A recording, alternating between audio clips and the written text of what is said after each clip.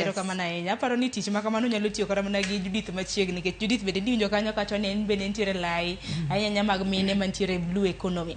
Kaluwore kod jipo ma kamano Judith, akia ni in mane ma dimedi ahinya empowerment, wacho ni women empowerment. Nawinjo kanyo motelo bende ang'eni joma mine kata mana chuo bende tinaneno katimo weche mag chama.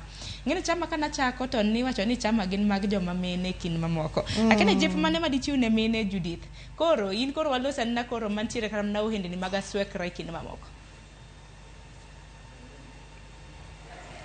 Erokamano ahinya. Anyalo mana jiwo mine gi bed motegno, ging'e ratichgi to gi ti matek kendo gi ti mariek ka ging'iyo partners. Sani migepni nitiere mang'eny kata mana government wan gi women fund, migepni support women and youth. Koro joma mine mondo ochik itgi, giyud information, ging'e ni konyruok ginya yudo kanye madhi add value e gima gitimo. But maduong' ahinya, giriwre nikech yot konyo mine ka gin gi riwruok moloyo ka en kende.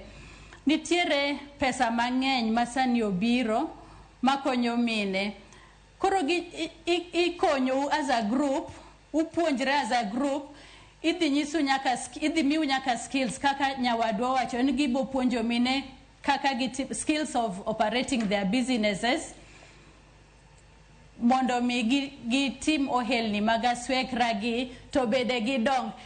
E pachgi anyalo kwayo gin mondo gitem paro maduong'. Kik gibed ni gina jo aswekra ma pile pile en aswekra. Gibede gi targets be at the group level to kata kaka en owuon. Mondo seche ma giyudo support kaka group to en be oyudo konyruok nikech ang'eni table banking be watimo, sharing out be nitiere. Koro giti mariek, giti motegno mondo mi giyud konyruok ma oket ne joma mine to mondo giyud kaka gidongre chien kocha.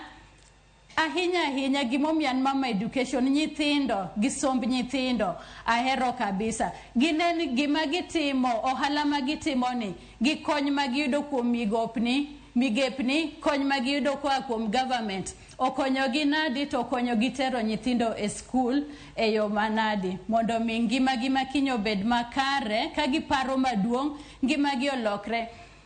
Ok ahero ngima mar iluongoga ni joluok gold. Koro joma mine akwayo ni ngimau kik bed kaka joluok gold. Giluoko gold lakini iluokogi, gin gidong' gi pesa matin ma ngimagi ok lokre en mana kamacha. Nyawadwa nowacho ni wan be joma mine okwed. Kidhi e dho nam kata sama rech odonjo tiyudo ni chuo ema kwano rech, mine ochung' kanyo rita mondo kwan negi. Ok oyiene joma mine e yo mayot mondo riemb ka donjo e nam. To ka koro mine sani wan gi mine man gi cages, wan gi mine man gi ponds.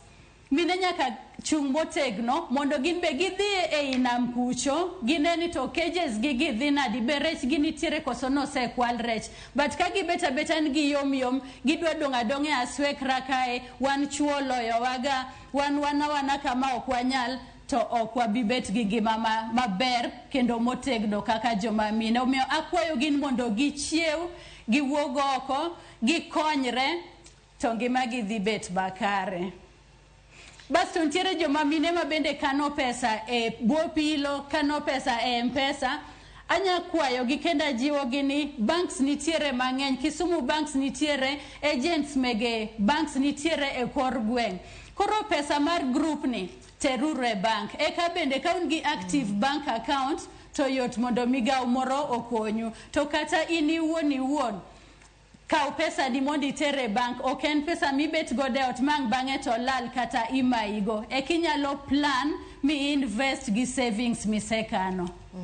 Paro maliwa inya pesa ma bende pod ikano kata mana e buo mattress, buo pilo.